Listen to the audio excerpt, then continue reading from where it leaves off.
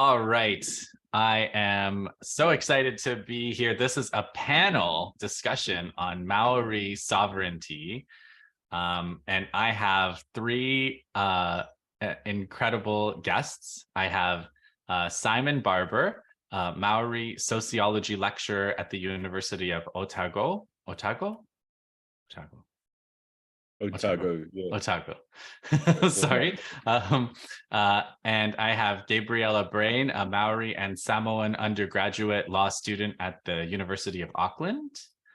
And I have Arama Rata, a Maori independent researcher. So the story of this panel is I invited Arama to come, and when you invite Arama, apparently you don't just get Arama, you get a whole panel. So I have this pre-formed incredible panel. And what we're going to do here is there's a text by these three authors, Arama, Gabriella, and Simon, called Maori Sovereignty or Death.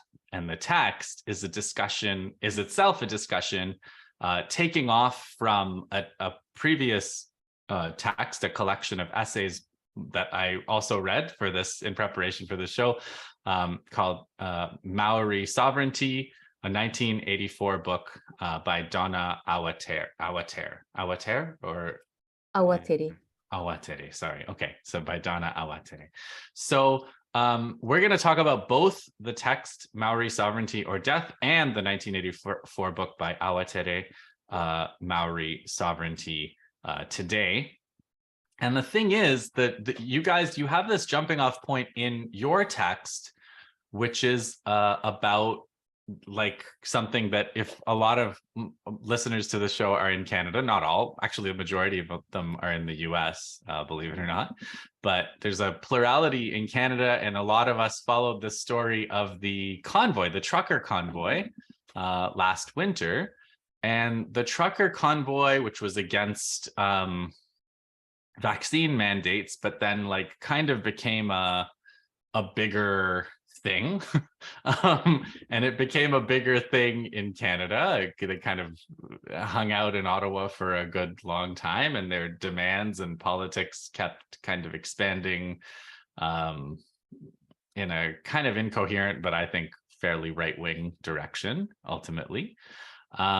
And it turns out New Zealand had a convoy as well, and their vaccine mandate was the proximate reason. And it was actually started with online discussion in Canada. And so people took it up and said, hey, we should do the same thing. So yeah, thanks for that. Yeah, right. You're welcome. Not your best export, I have to say. Yeah, right. What about like softwood lumber, maple syrup, or something? Yeah, okay, so yeah, can you guys just tell us about that a little bit to start? Yeah, so I guess here we'd had quite a strict lockdown, and then quite a severe punishment regime for people who didn't get vaccinated. So there was, I guess, there were a lot of distressed people out there. And so when this idea of a trucker convoy started being discussed, it really, really quickly developed momentum. And then as it moved down the country towards the capital, it kind of got co-opted by people with far-right agenda. Yeah, so it all happened really quickly, and the left were kind of scratching their heads trying to work out what was happening. And yeah, so it was actually quite helpful to have some of the analysis of it coming out of right. out of Ottawa, because we were able to kind of see some of those dynamics. But right. I think it was a lot messier in terms of there being lots and lots of different factions of people there. Not just kind of far right people at all. A lot of like Maori healers went down because they didn't believe in like Western medicine.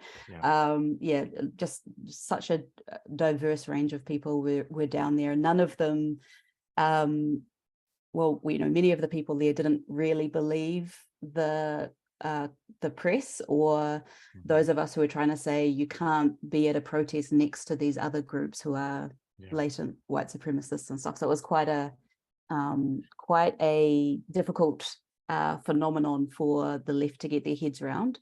And I really enjoyed reading Jay Sakai's The Shock of Recognition. That kind of really helped me understand it. I don't know if you've read that, but yeah, it's really, really great. Just in the fact that a lot of people here were kind of trying to dismiss it as being just, oh, that's just reactionary because the left is rising because capitalism is in crisis. Well, that might all be true, but it kind of skims over the real and genuine hurt and hardship that some people are facing that would draw them into a movement when, bourgeois leftist politics are not serving their needs. So yeah, that was helpful to understand some of those dynamics. Yeah, that's it's very similar, and I mean, it's like the self-discrediting of a lot of the establishment on the issue, where it's like, this, we don't support people to to take public health measures. We don't do, like in Canada, I think I don't know much about what it was like in New Zealand, but like in Canada, it's like there's very little of like, oh, we're going to build some new capacity in our health system, or like we're going to really address some of these measures by investing in public health. It's much more like we're going to punish people for not doing this, and like we're going to call people really stupid for not believing the pretty inadequate and like contradictory information that was coming out. So but then on the other hand, like there isn't a left-right alliance that's gonna work out well. Like that's not a thing that ever works out well. So in Canada, there was like you also Arama, you also sent me some stuff on like some news items on like what it was like, and I was watching the day they cleared out the protests. It started with like a bunch of police without any armament or anything, just kind of going in some numbers, which was much more relaxed than Ottawa. The Ottawa press, in the sense of like, I don't remember seeing a bunch of police without weapons here. And then by the afternoon, I was like, oh, okay, this is more like what I've seen. And actually, it was like even more intense, I think, in terms of like the police violence and repression and confrontation with protesters. I think it was even a little more intense, because in Canada, there was like in Ottawa, there was like a big, like, if they come, we're going to fight them kind of thing, messaging from the truckers. But when it actually happened, that's not how it really went down. So yeah, it was hard to respond to over here because it was so big, and anti-fascists were just worried that what would end up happening would be the brown people on both sides being pushed to the front and getting into a scrap. So they didn't want to confront that big of a protest, because what happens is when they actually arrived down at Parliament, they set up camps and they camped there, and we still haven't really figured out how it was funded. So there was lots of food available and stuff. Some people suggested even that some of the money that was collected in Canada may have found its way probably to New Zealand. And one of our investigative journalists, Nikki Haga, he's revealed that there were people who were like flown down, people he described as being down and out, who were flown down or given hired vehicles and were able to stay in hotels, but we haven't figured out, I don't think, who funded that yet.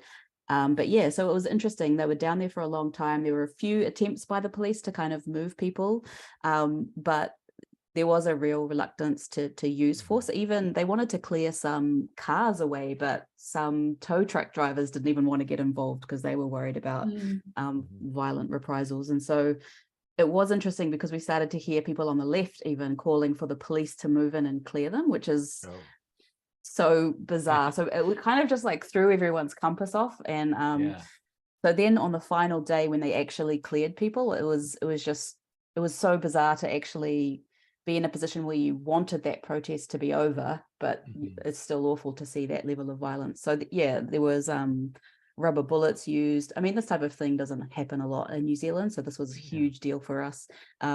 They used those acoustic weapons. They started fires. The protesters started some fires, and so then the fire hoses ended up being used on the protesters. And so it was just it was carnage. And really awful to see. And we haven't seen that kind of police on protest type of violence. And, you know, the politics of the 1980s anti-Springbok tour was very different, but we haven't seen that kind of level of police public violence since that time. Yeah, I mean, around here it does happen. For us, it was like, you know, I haven't seen this since, and there was a comparison with like the pipeline, like there's all these pipeline protests all over North America, and the police are pretty violent, especially since it's like there's not very much you know, there's it's in a rural area. The police have much more impunity, less cameras around, and that kind of thing. So there is it was a little out of the way, but there were elements again, just based on the news item that you sent me. It was interesting because it's like when my analysis of what happened in Canada was like the protesters, the truckers very much had the police on their side. So it was kind of a joint operation, I thought, of like the police and the truckers, and so it just seemed like that wasn't the case as much in New Zealand. Our police has a very similar history, obviously, to your police force. So it started out as a militia that was there to drive Māori off their land, and yet for some reason our relationship, I think, on the left, especially the kind of younger leftists, have a bit of a different relationship with the police. It seems like there seems to be an expectation that the police will turn up and do what you're calling on them to do, from our younger protesters. The police have trained them well. They've taught them. Yeah, we did back in 2007. We had really aggressive police action against activists, and so that generation are very cautious, and you know, they're security conscious. But I think newer leftist activists still think it's okay to call the police, for example, and that whole idea of fascist groups being full of police, we just haven't quite got our heads around the fact that the police are fascists yet. But I did see that the response from the state was a lot stronger in Canada, because you had a law passed. Nothing like that happened. It was quite a kind of soft touch from the state in terms of how these protesters were dealt with. And of course, a lot of activists were saying, man, if that was us, the outcome would have been so different. No, but and I mean, the reason the state, it was a curious thing, because the jurisdictions, the way that the jurisdictions work,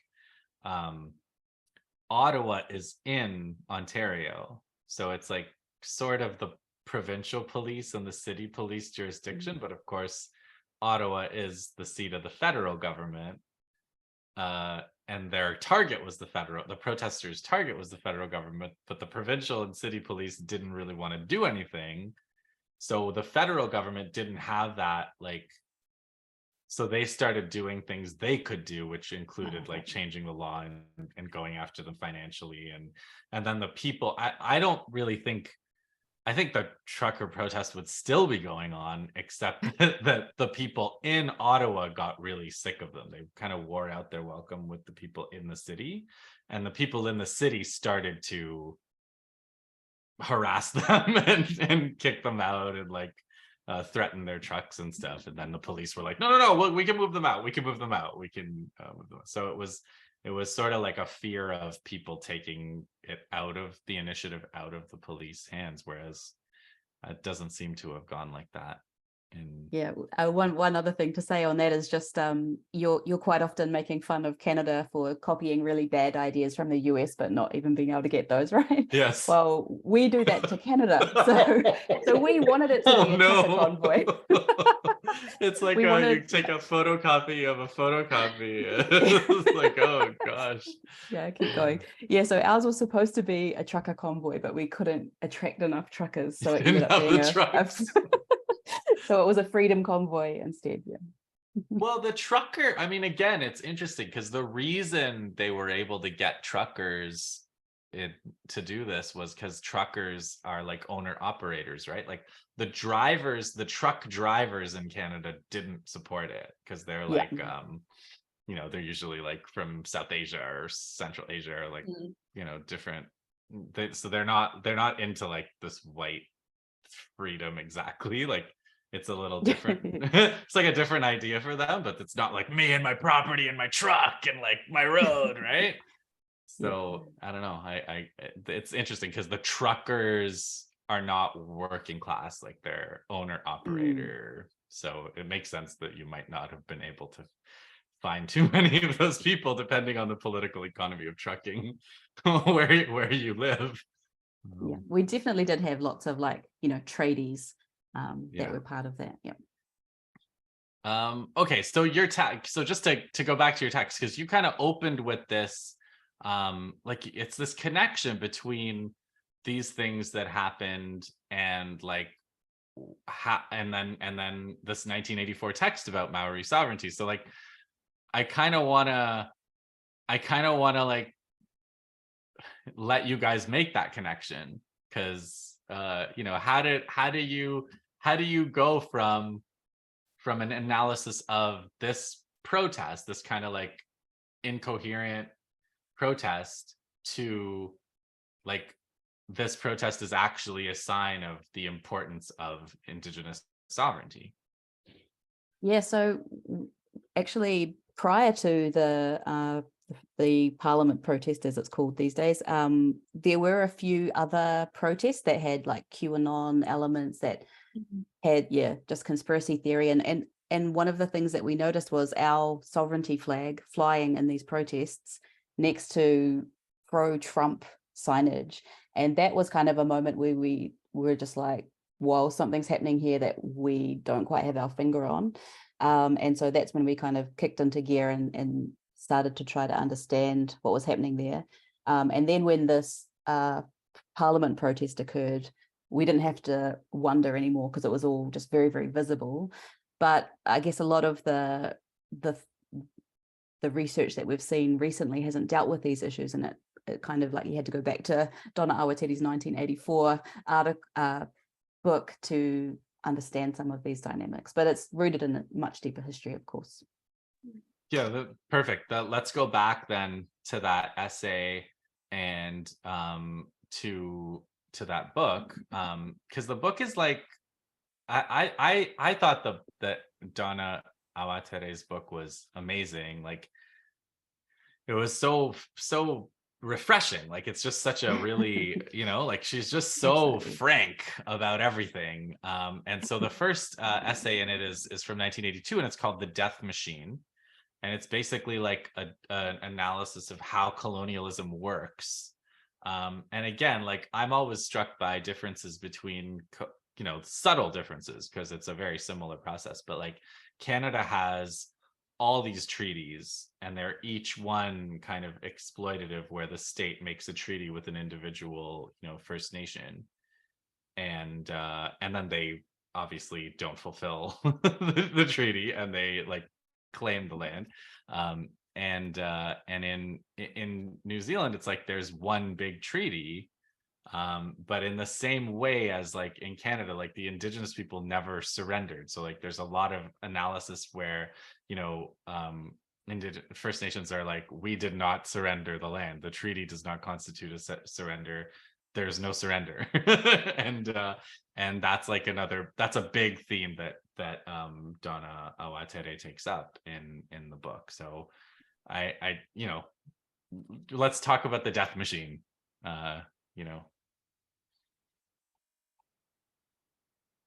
Yes, we could begin by sort of historicizing colonization here a little bit. And I think that the figure we kind of begin with, or the sort of absentee founding father of New Zealand, is the head of a kind of joint stock company. That's a capitalist kind of venture called the New Zealand Company. His name's Edward Gibbon Wakefield. He's a pretty interesting sort of character, reasonably kind of delusional sort of guy. He's been marginalized kind of from the history of political economy, but in his own period, he was much more had much more influence than some of the other names that have come to dominate. He converts the kind of Benthamites and things in the period. So I can argue he's Marx himself argues that he's much more sort of honest than a lot of the other bourgeois political economists. He sort of tells it like it is. He's less sort of keen to obfuscate, and he's all his kind of writings and arguments are either like he's made up a kind of persona, a colonist who's in Australia when he's not actually there, or he argues with these kind of straw men that he flamboyantly wins these kind of arguments. But his sort of first get rich quick scheme is to kidnap underage heiress, take her up to Gretna Green and try and sort of force a marriage so that he will be inherit her fortune. It doesn't work. He gets sent to prison. And prison in the period is a kind of informal university about colonization, because it's where a lot of people that are being sent to Australia are sort of heavy to come back or on their way there. And this is where he writes his kind of plan about systematic colonization, pretending to be an Australian colonist. And it's this kind of plan that he then uses to win kind of influence and to set up the New Zealand company. His brother, he sends his brother out to purchase the kind of land that's going to be required for the settlement. The idea is to get land for next to nothing, to transport kind of British social relations in their entirety. This is the sort of truth Marx sees that he comes to, that capitalism is a social relation, so you have to transport these kind of social relations. So land will be kept kind of unavailable, so there will still be a working class there forced to work that land, and their transport will be paid by this market in land for land that has been gotten for next to nothing. This is the plan. So it's a kind of process whereby Maori will pay for their own kind of colonization.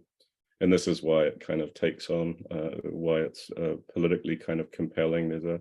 There's a massive glut of labor, of all the commoners that have been cleared off the land, and they're starting to cause trouble in England. So it's a sort of multi-pronged solution. But the land purchases that his brother thinks he has made are absolutely massive. I think he sort of thinks he's bought about half the country in a matter of, you know, having not been here for that many weeks. But these are obviously these kind of purchase agreements don't hold up in any way. Māori aren't moving off the land like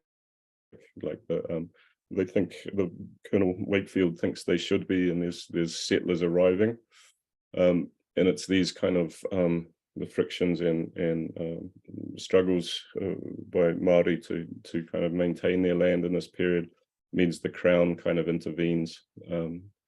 So the company sort of loses its control, but that control is taken up by the Crown. They largely stick to Wakefield's kind of plans, except for they're actually even bigger bastards. Kind of, they remove some kind of protections and parts of the supposed deal that Wakefield had included, such as 1/10 of all the purchases would go to Māori. Wakefield was interested in producing a kind of Māori ruling class, so a collective ownership or collective authority would be broken down, and it would be ownership of lands. These tenths would be placed in the hands of an emergent, what he wanted to become, a Māori aristocracy. But it's when the Crown kind of takes over that move, and this is the occasion of the signing of Te Tiriti, the Treaty of Waitangi, two different documents that say two different things, depending what language they're in. Unfortunately, for the Crown, they're unable to dispossess, to take as much land kind of immediately as they'd hoped for. This kind of settler thirst for land turns into a bunch of kind of straightforward invasions, which perhaps Arama can talk more about the Waikato invasion. Yeah, that's just reminds me of you always pointing out that that quote about British colonialism and coming to acquire half the world through a fit of absence of mind or something. Absent-mindedness, Yeah. And yeah, so what Simon's describing is quite rare when it's actually written out as a plan. right. Some absent-mindedness, right? Yeah, but it was still very much the case that the British Crown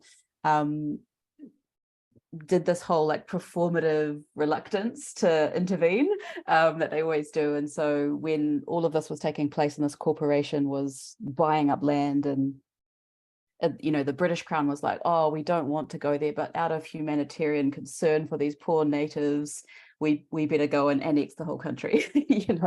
And yeah, so as Simon mentioned, some of the issues were that the Māori were not leaving off the land that was supposed to be theirs.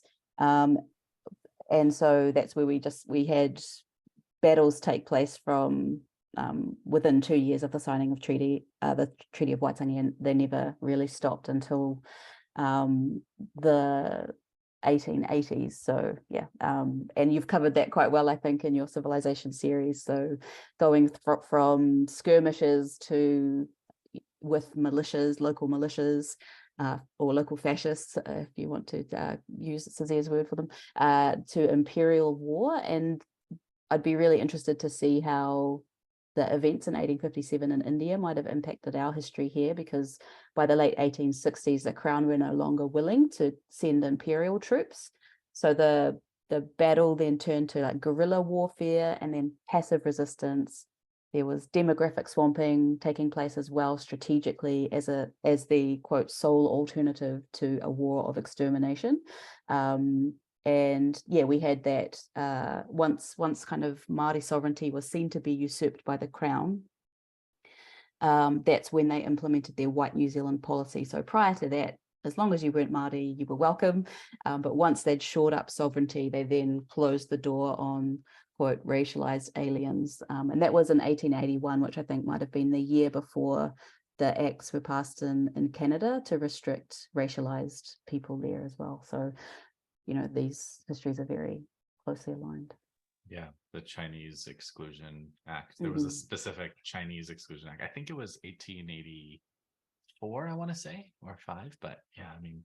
Yeah, ours was the Chinese, they had a very similar name, I think Chinese Immigration Act or something like that. Poll taxes, limiting numbers per tonnage of ships, these types of things. Language criteria, So, and that there's a question that I wanted to ask you guys about Awatere's text. She says the roots of this deficiency, like a deficiency of identity, like the whole identity being anti-Maori, basically, and like.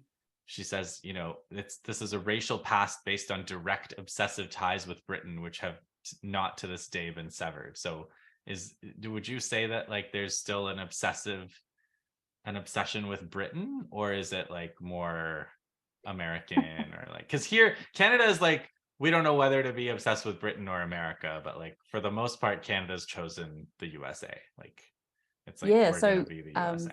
Donna Awatere recently did like a 40th anniversary kōrero about this text, and that was one thing she returned to, and she said those ties that we have to Britain are not as strong, but she was like pretty much everything else is still the case, unfortunately. Right. but what I said, because back then when she was writing, people would still refer to England as home.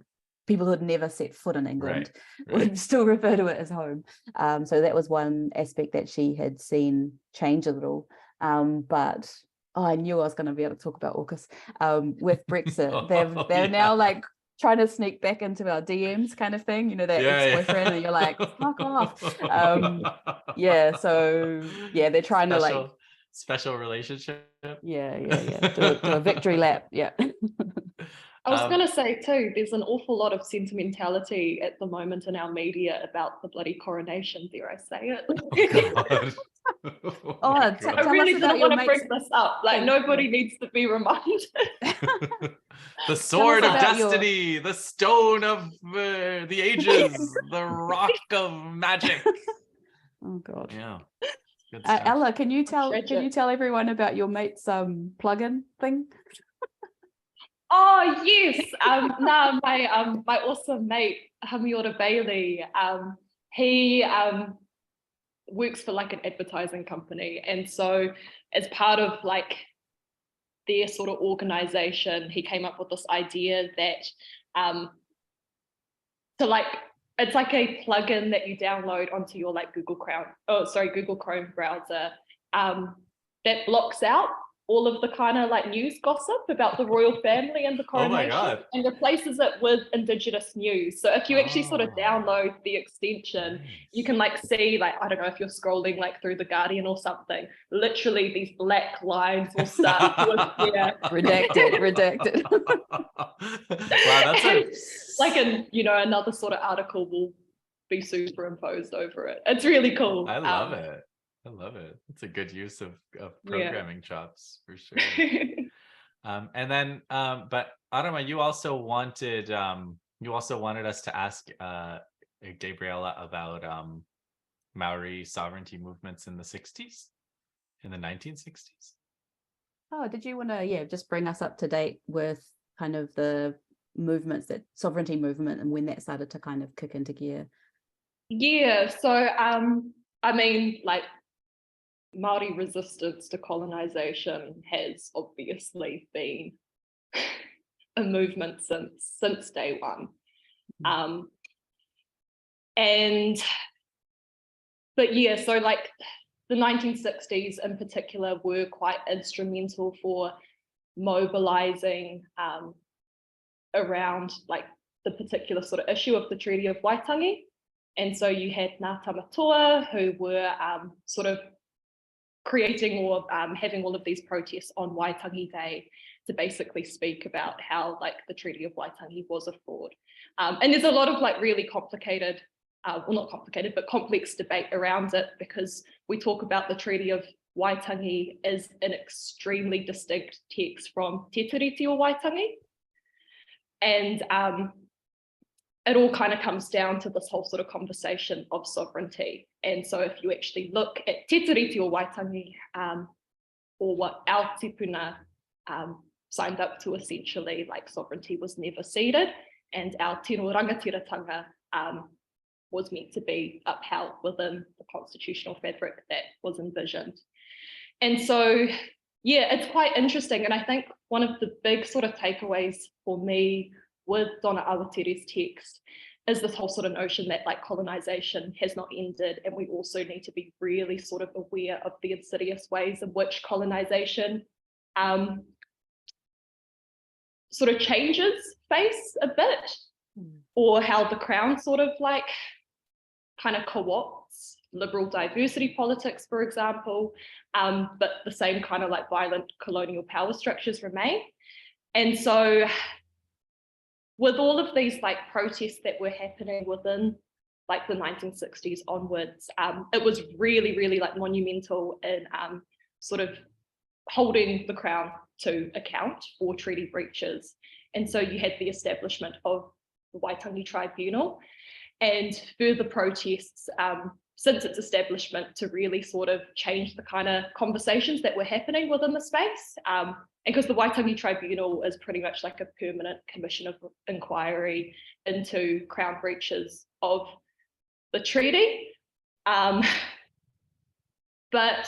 it has a really sort of complicated history, because in the 1980s, pretty much there was this big sort of legal case which instated the treaty principles, which are essentially like a watered down, really getting somewhere. like legal construct that the Crown now relies upon, which distorts the meaning of Te Tiriti or Waitangi and also the Treaty of Waitangi. And so even though there has been sort of progress in that respect, and a lot of that progress has been driven by grassroots Māori organising for Maori sovereignty. I'm also sort of aware of like the interest convergence at play in regards to how a lot of these conversations have become co-opted by the Crown. And I think Donna Awatere's text is a really useful thing to go back to in terms of mapping or critically mapping colonisation in Aotearoa in the ways that it still exists, despite having things like the Waitangi Tribunal to address grievances, but also distort the conversation away from like our radical demands for tino rangatiratanga Māori. Co-optation is also like the theme of the next essay in Awatere's book, which is like alliances. And that was another one where I was like very refreshing again, because she's just like, we can't, it's basically like we can't count on any of these people, which is like a brutal message. It's an absolutely brutal message, but it's also sort of like the only thing more brutal would be counting on people you can't actually trust, right? So it's, I don't know, like, was that pessimistic? Was that dead on? Like, because she goes through like Pacific Islanders, no. White women, no. Trade unions, no. The left, no. We're on our own, right? So like, what do you, where are we at? Is that still the case, or like, how do we analyze that now? There is like there's definitely a lot of truth to it, and for examining particular components of it, such as like the Pākehā left, and I'll let Simon and Arama explain that further. But the section on Pacific alliances for me was really interesting, having whakapapa to Samoa, but also here in Aotearoa. And again, there's a lot of truth to it. I think it really got me to kind of reflect on the ways in which like imperialist immigration and sort of thinking about New Zealand's colonial rule throughout the Pacific has like really attempted to fragment our ancestral sort of connections through Te Moana Nui a Kiwa, which like is our name for the Pacific Ocean, and sort of turn that kind of relationship into an allegiance with colonial power structures, essentially, in order to migrate, in order to assimilate. So there's a lot there to critique, but I also think sort of solidarity within Te Moana Nui a Kiwa is one of like our only ways forward. And again, in situating the whole sort of history of settler colonialism within New Zealand with wider sort of issues of imperialism throughout the Pacific as well. And Anta, you might have more to add to that in terms of AUKUS and revitalizing again, because if you actually sort of look at the history of our movements, you know, in terms of like the anti-nuclear Pacific movement, in terms of connections between Ngā Tamatoa and the Polynesian Panthers and so on, like I'm sure there were definitely conflicts and debates, but there were also, you know, aspects of solidarity that were really sort of powerful in propelling a lot of these conversations around colonization and racism. Yeah, and those are such good points that you raise around Pacifica being forced to relate to Māori through the Crown's immigration system, you know, the violence of that. And because we're not, Awatere is critiquing Pacific Islanders as communities that are not going to be good allies. She's critiquing their conservatism, she calls it, but that's due to their precarity. They have to kind of follow the rules here, and they don't want to be seen as radical because it's just so easy for the state to deport them. And so what we see now, like a couple of generations on, is these, in my view, just like really people that who've been raised here, who speak the language, who have attained who've been through the education system, but are still not given access to the spoils of white settlerism, who are angry. And so there is, I think, potential for alliances there now that were different to the period when Awatere was writing. But Simon, you might be able to tell us a bit more about how relevant Awatere's critique of the left is today. Yeah, I remember, laughing when I read it, because it's both kind of blistering critique and still just very fresh, seemed immediately kind of recognizable. The critique, I look over my shoulder a little bit, but the critique of the university left is kind of, this flimsy kind of ultra radicalism that vanishes as soon as the kind of ink is dry on the diploma or whatever.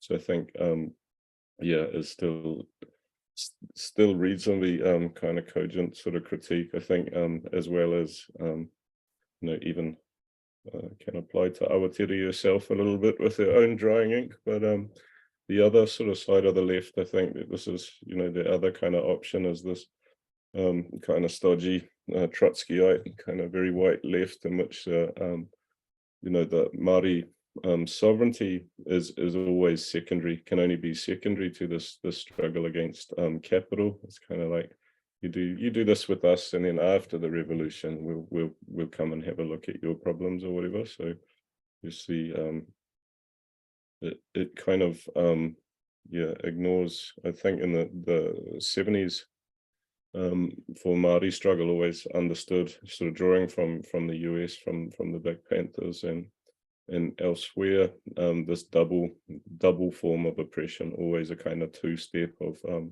both of race and capital, colonialism and capitalism sort of intertwined. So I think for Awatere, and there's some reasonably good examples. There's a period of radicalism against apartheid South Africa, and involved with rugby tours and so on. Or it's when that kind of finishes that Māori say, well, let's have a look back here, and that's when the kind of white radicals, the white left, sort of vanishes. They're far more interested in fighting this wrong overseas, as long as it doesn't mean any kind of introspection or looking at our situation. And that's also a bridge to the next essay, which is like Beyond the Noble Savage. And there's a lot in that essay, which you guys also take up in your article, about like what she calls white culture. And it's like, there's this idea that like whatever, like the left is no less trapped in white culture as like the center or the right. And like there's a class structure, and I don't know if you wanted to kind of elaborate on that a little bit too. Yeah, I think there's the sort of title of the section, Beyond the Noble Savage, kind of points to this kind of changing or modulating history of racialization of Māori that has served kind of different purposes at different times. There's this sort of beginning with the doctrine of discovery or something that racializes everyone that isn't Christian in Europe as inferior, so you can take their stuff. This kind of changes in this kind of Wakefieldian period is a more kind of Lockean, John Locke kind of argument that Māori haven't improved their lands, they don't work them, they're not sort of capable of kind of ownership in this sense, so that this property right isn't there. Again, serves much the same function. I think there's a kind of settler fantasy for a period where Māori are racialized as being a very weak kind of race that is dying out, the dying race. So this is Māori will vanish, the problem will be dissolved, the land will be settlers. I think this kind of changes as Māori population sort of rebounds. There's a kind of renaissance of Māori culture as well, and it's here where the settler state kind of turns to looking at Māori as being a relatively cheap workforce.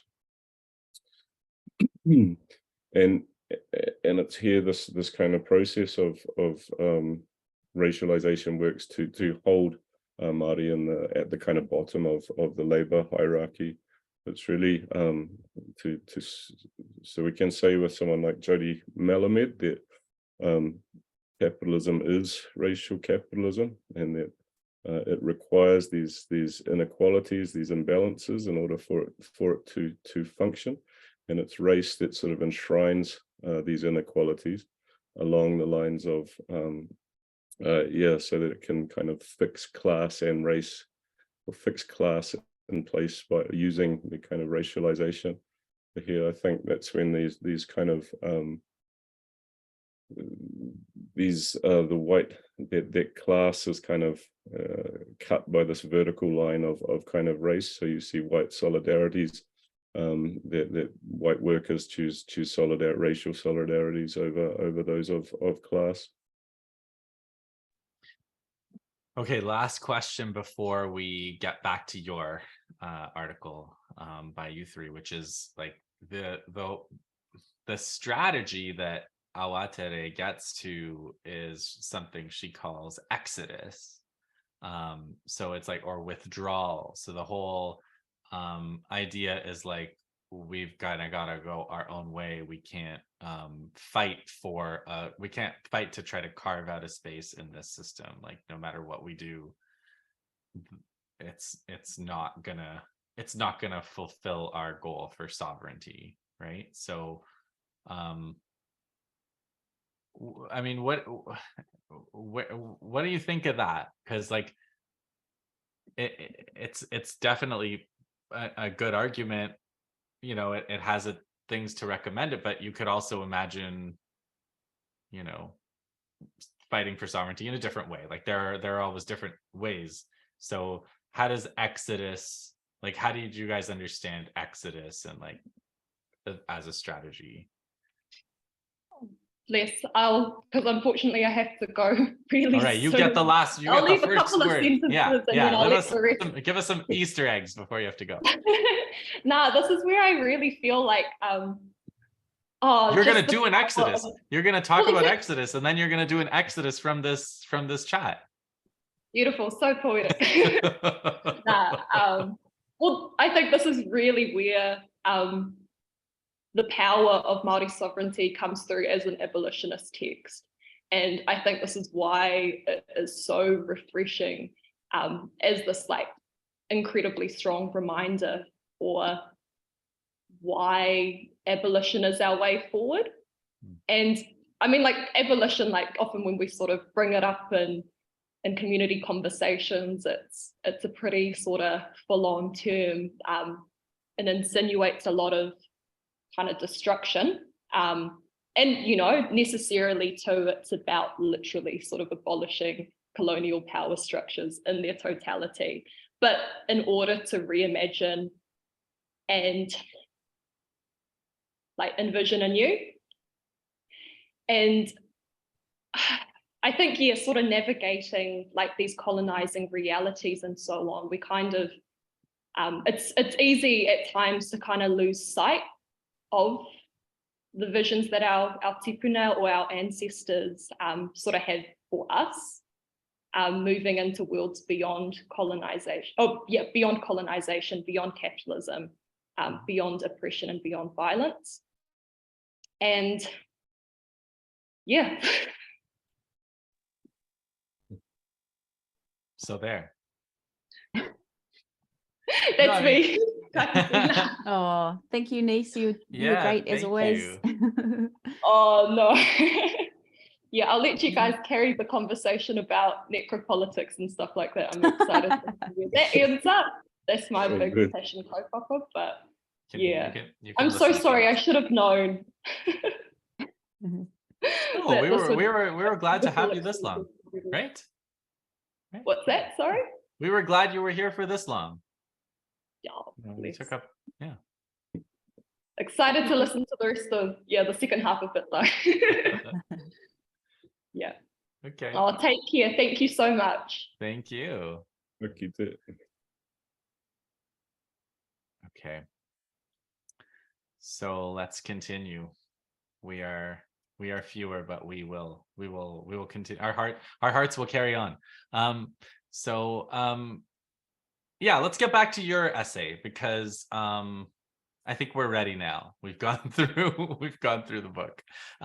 So yeah, we mentioned at the very top, like there's a connection between Awatere's text, which we now understand, and this protest. So like you actually wrote that the protest and the kind of uptick in like hate crime against Maori demonstrate that Donna Awatere's Maori sovereignty is more relevant than ever. So that's an interest for me. That called my interest, because I'm like, oh well, like, that's how do you see that connection and that demonstration? Yeah, it's I hear a lot of discussion of Canada's politeness. We have something similar over here as well, but here it's passive aggression, I think. So racism operates in New Zealand through its denial of its existence, through performances of innocence and outrage and these types of things. But it's to the point where you can't even say anything's racist here, because, oh, no, that, everybody's got their own kind of exceptionalism discourse. I think in Canada, it's probably multiculturalism based.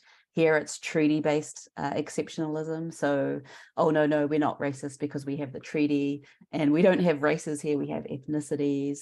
So you can't even actually call a white person white here, because they'll be outraged. They'll say, no, I'm a New Zealand European. Yeah, that's how that works. And so the discourse actually around... in Canada, it's impolite to call people white too, I would say. It's like they wouldn't say they wouldn't not identify it. They would probably say, that's ridiculous, I'm Italian, or like, that's ridiculous, I'm Ukrainian, I'm Ukrainian Russian or whatever. But also they would also say, like, how could you bring race into it? Like, okay, so it sounds really similar. Are you making it about race? Like, yeah, for sure. Yeah. It's pretty there are very few scholars even that deal directly with race here, and those that do often send their papers to North America to have them published, because if you try to publish them here, people go, no, we don't have racism here. Simon's probably more familiar with that type of dynamic, but yeah. And so we had these, as Simon mentioned, we were very good at talking about racism if it was South African racism. So we had a bit of a discourse happening there. But then in the 1990s, we saw the response to this discussion of racism was to then focus on the treaty and doing like treaty training with people. And the discourse around race kind of just fell away. And yeah, it means that there are a lot of people, most people in New Zealand are not actually very good at discussing race or racism. And so when we did see this upsurge in racist violence, much of which was not toward Māori, so we, I'm sure you would have seen the attacks on the mosques in Christchurch that happened, and in the COVID period, lots of anti-Asian racism. So this upsurge, along with a lot of more open threats made to different communities. So yeah, we've seen a lot of that just much more openly, and people were surprised. They were shocked. Here? Can that happen here? Yeah, exactly. And Awatere's text, she talks about while it refers to like how George Jackson and Gabriel Rockall describe liberalism and fascism just being two sides of the same capitalist coin. And the way that Awatere describes it is that you only have to scratch the surface to find really fascists and ordinary white New Zealanders. So when we saw that kind of play out here, we actually needed to go back to some of these texts to describe what was happening. Yeah, how about white culture? Let's talk about that, because this thing you just quoted, like ordinary white New Zealanders, right? Like that whole idea, and like we have phrases like old stock Canadians. That's one I've heard. The former Prime Minister Stephen Harper used this term, old stock Canadians. That's a good one. I like that one. So yeah, white culture. Like, let's Yeah. let's talk about that. So in the way that Awatere talks about white culture, sometimes she's talking very specifically about New Zealand and white people here. And in other times, she's talking about this millennial culture. So I think she's talking about that sweeping tradition of glorious conquest, as we wrote in the paper, that kind of goes back to the Middle Ages, and these logics of social hierarchy that pre-existed and include racial capitalism. And she picks up on the way that white culture is often discussed here. So it's either kind of denied and ignored, or it's romanticized. So the Maori word for white people is Pākehā. So some people identify as Pākehā. They're usually more likely to be our allies. Right.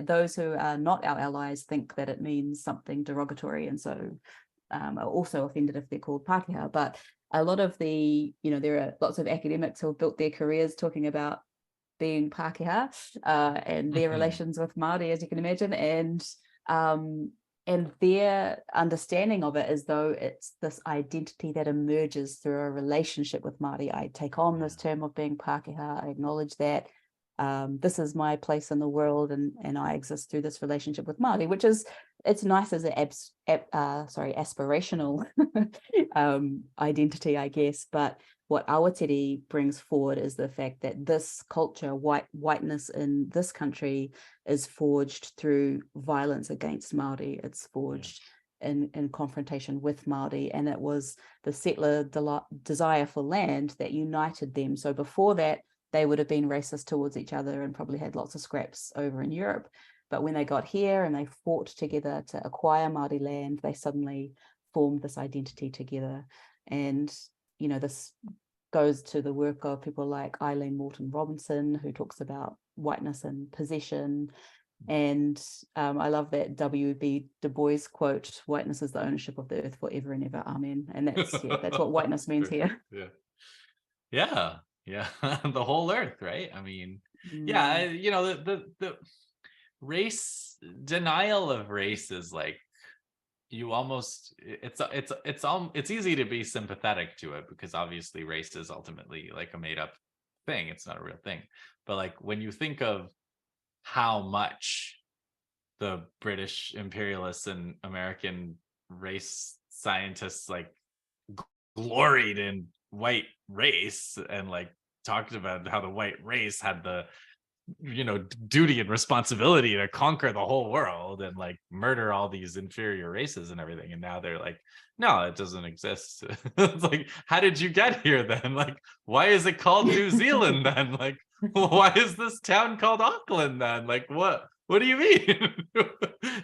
So both your text and Awatere's text are also about sovereignty. So like, you guys both have like different, so like, it's not just that it's like we want the sovereignty that they have, right? Like, there's like New Zealand, the state, and it's like we just want that. It's like a different thing, right? Like, it's a different sovereignty. So like, there's like, I think the phrase is like white imperial sovereignty and then Maori sovereignty, and it's like a different concept. So like, how do you understand, like, on the one hand, there is something in common. It's about power and it's about land.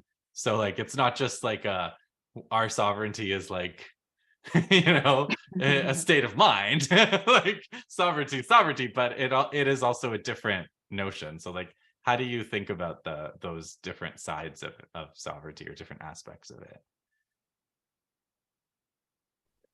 Yeah, I guess maybe begin like some of the earlier settlers comment on just how incredibly kind of democratic and Māori society is. There's all these kind of processes and protocols for ensuring kind of that power isn't kind of expressed arrogantly or absolutely kind of in these ways, and there's a sort of jealousy of the amount of freedom that Māori have compared to their British counterparts. But this, of course, has to be kind of it has to be kind of covered over, because part of the reason you can justify colonization is that Māori are incapable of self-governance, you know, therefore this kind of white man's burden you were just talking about, Justin. So I think in terms of these competing kind of forms of sovereignty, any Westminster, or this kind of system based on absolute control over a territory, like an indivisible kind of sovereignty that has been variously kind of theorized as having this sort of violence at its kind of heart. This is certainly not anything that exists in Aotearoa before the arrival of Europeans. It's much more to do with connection. I think there's a lot of hapu living, and they will have kind of authority over their areas of inhabitation and these kind of things, but there's not a lot of the kind of politics, I guess, that exists prior is about kind of maintaining good relations, maintaining kind of connection and so on. And mana, which is we sort of often translated as kind of power, authority, kind of prestige. But mana can't be expressed by rangatira, by leaders in breach of tikanga, the kind of existing protocols sort of in the land that regulate kind of the first law, as it's been called, to contrast with kind of crown law. I think we talked a little bit earlier about Gabriella was talking about this kind of co-option or capture, but I think there's a real kind of danger that in these struggles for Maori sovereignty, now sort of more referred to as constitutional transformation, that there's a kind of capture of this difference, so that Maori sovereignty comes to look just like its European counterpart, but albeit expressed in a constitutional form. So I think it's holding on to that difference, that power resides at the kind of hapu whānau kind of level as well, and the different forms of the kind of expression of that power. It's less to do with kind of representation, I guess, and then a kind of liberal democracy, and more to do with a kind of direct expression of the people's kind of will. Yeah. Well, and then the other theme that you talk about with sovereignty, at least on the imperial concept of sovereignty, is like actual the inflicting of death on people, right? Like that's ultimately like where sovereignty goes, right? So you know, it's interesting because like universities here have, I don't know if you guys have this too, but like there's like equity, diversity, inclusion, but now they're including decolonization. And I think of like decolonization as like a pretty murderous process. Like it's, you know, like it's not like you decolonize, you know, it's not a matter of like changing the readings of the curriculum, right? Like that's not how Africa decolonized. Like it was not anyway. So, you know, the life and death aspects of sovereignty, I don't know whether you guys want to take that up at all, because it is an important part of the essay, right? Like necropolitics, biopower. I'd like to pass it over to Simon to hear what you have to say, because he wrote this review of a book called Imagining Decolonization, which kind of you began by talking about Fanon, didn't you, Simon? Yeah, I do it with, I've got a class I got did a course within one of my courses on colonization. I teach about I have a lesson on decolonization, and I begin by reading from Richard of the Earth, just to give the students a sense of what decolonization means. It's this absolute break, you know, there's cannonballs and things, and it's you know, it's this process of yeah, well, I forget the last shall be first, you know, it's this violent, he's very clear, it's a process of violence, kind of, that he will you know, is much more nuanced in the full text. They do the kind of bad thing of ripping these kind of texts, but then I go to some tweets that are about how a contemporary I forgot the name, Maori person that works at, yeah, Paul White Kearns. It's sort of saying that she's sick to death of decolonization because it's just about white people having epiphanies, and it's kind of all this labor that Māori are doing just to make white people kind of feel better. So just trying to get this sense of this, again, this kind of capture, this drift of this term, you know, that's elsewhere been sort of covered. You know, decolonization is not a metaphor in texts such as this. But yeah, I think when Awatere's kind of notion of the death machine, and it's a shame Gabriella's had to leave because it was her kind of contribution to cover this stuff. I think picking up on Mbembe, Chile and Mbembe's notion of necropolitics and the way in which sovereignty is kind of premised on this extra vulnerability to death of Māori that we still see across all our kind of you know, all the state institutions and things. There's a lot of quantitative stuff in Awatere's book, right, about like actual higher death rates, and you know. Yeah, she assembles a kind of mass of data, as well as this kind of other text that exists alongside these historical kind of photographs that she's uncovered, the kind of footnotes to those texts. I mean, it's a quite kind of comprehensive case that she builds up, and certainly this hasn't changed. None of these kind of statistics have improved kind of dramatically or anything. So we're still very much inside of this, that Māori are given over to a heightened vulnerability to state violence and death and institutionalization and poor health and this sort of stuff. So. And the Chile connection, because there's a whole discussion of like Chile's pretty much, I think it's safe to say, failed constitutional like attempt to change their constitution, and like, you know, in some ways it was like a populist, like right-wing campaign to get them to repudiate the exact progressive parts of the constitution. So I mean, yeah, I think Chile is a really interesting kind of point of comparison for us here, because New Zealand, because of the brutal kind of speed of our neoliberal reforms in the 80s, we were referred to as Chile without the gun. We sort of effectively had this coup, but it took place within our centre-left Labour Party or whatever, within a group of around a guy called Roger Douglas and others that had sort of brought neoliberal orthodoxy into the Labour Party, and just incredible kind of speed of those reforms and stuff. So there's this kind of comparison, as well as the struggle for what's termed plurinationalism in Chile, which is the expression of the kind of autonomy of the indigenous nations there. So these things kind of make it a kind of useful comparable case and an opportunity for internationalist kind of solidarity, I think. But where I think the lesson we can draw from this year is, like you say, the ways in which the things that were kind of deployed to ensure the kind of failure, or how this failure occurred. And so whilst we argue in our text that Maori sovereignty is the primary kind of injustice, so it's the logically prior, the thing that needs to be struggled for first, so that Maori struggle from there with our own autonomy, you know, not under another kind of power.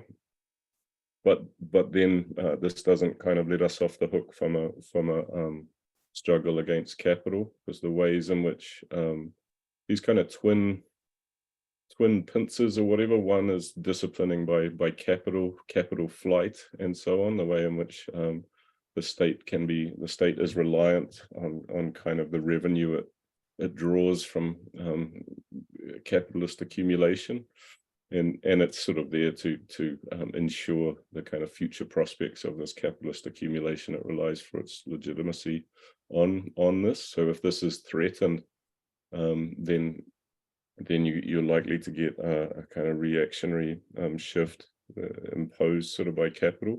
And the other thing that goes alongside that is this kind of ascendant anti-Maori kind of populism that will be drummed up, and certainly isn't solely kind of imposed from above. There's plenty of basis for it kind of from below. But I know in Chile it was sort of spread that plurinationalism would kind of mean you weren't allowed to own your house anymore. Your house would be taken off you and stuff. And certainly this wasn't in the Constitution, but you can kind of imagine the ways in which, I mean, already now, you get this kind of argument that Maori think they're more equal than everyone else, or kind of like this exceptionalist that Maori somehow get special treatment and all this, despite, you know, this is again this kind of settler fantasy of reversal. They're the ones that are persecuted. They're the ones with, you know, these horrible statistics and stuff, such as Awatere mentioned. So it's trying to understand, just have a clear view of the kind of struggle ahead, I guess, is what Chile helps us kind of do.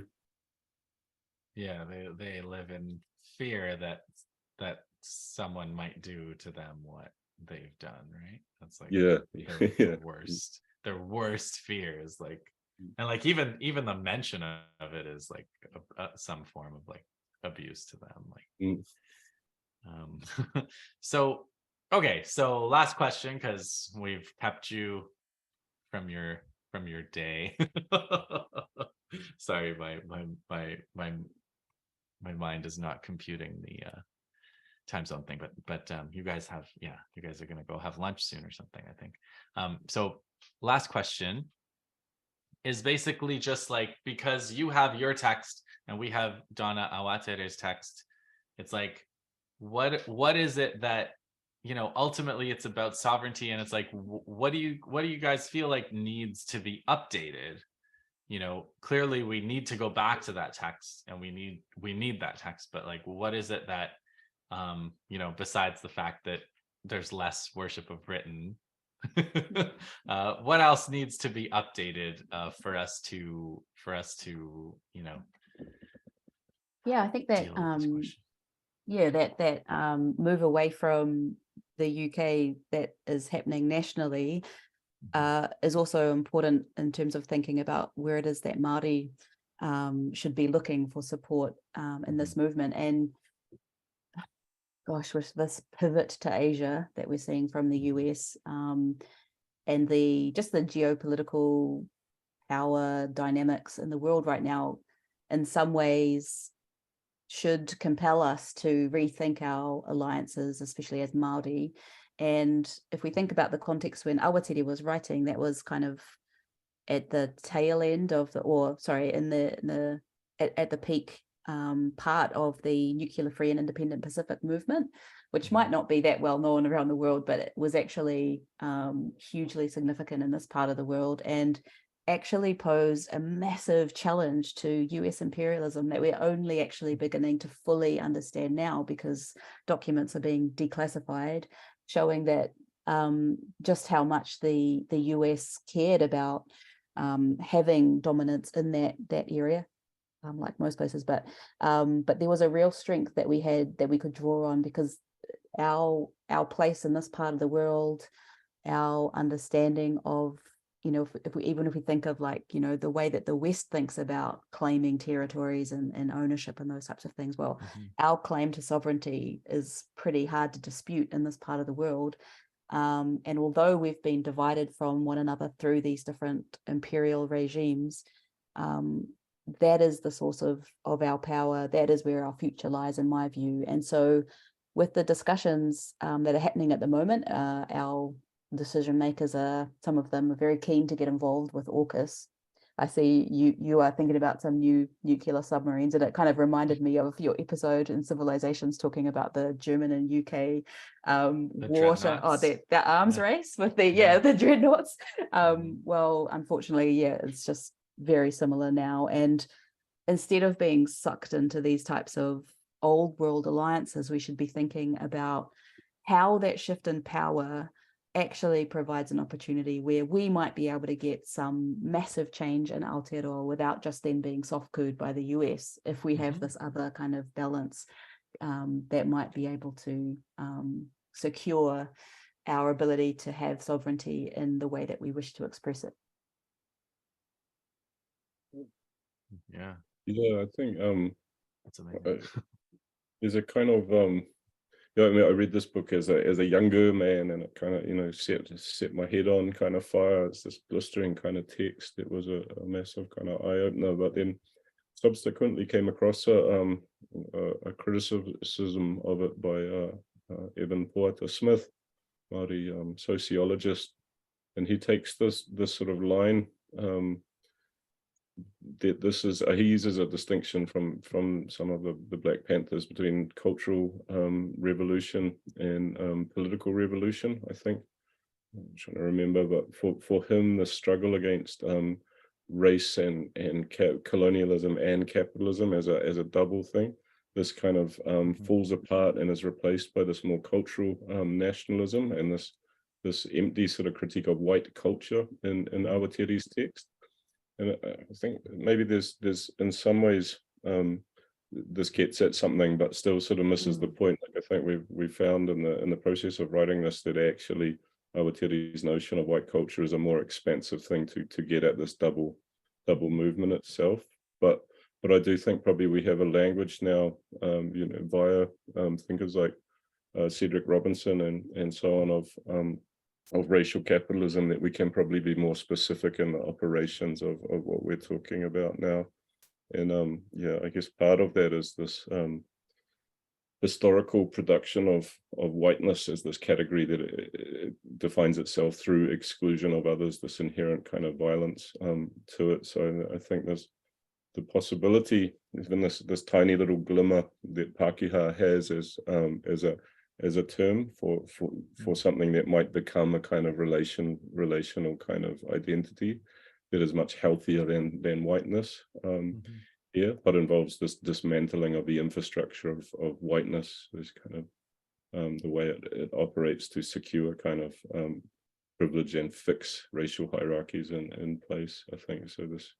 This is part of the task, but the Moana Jackson, who's one of the kind of rangatira of the struggle for constitutional transformation, I think he outlines a pretty kind of healing vision, which he terms a kind of ethic of restoration. We can think that Te Ao Māori, the Māori world, hasn't been destroyed or banished or anything. It's still there. It expresses itself through the whenua, through the land. And it's blocked by these other things. So ethic of restoration is really allowing for the full expression of Te Ao Māori again.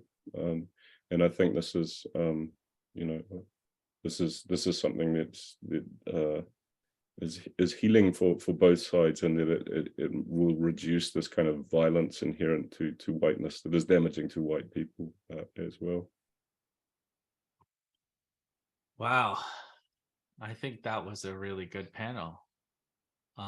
Thank you so much. So Simon Barber, we had Gabriella Brayne and Arama Rata. Thank you. You basically set all this up, so thank you especially.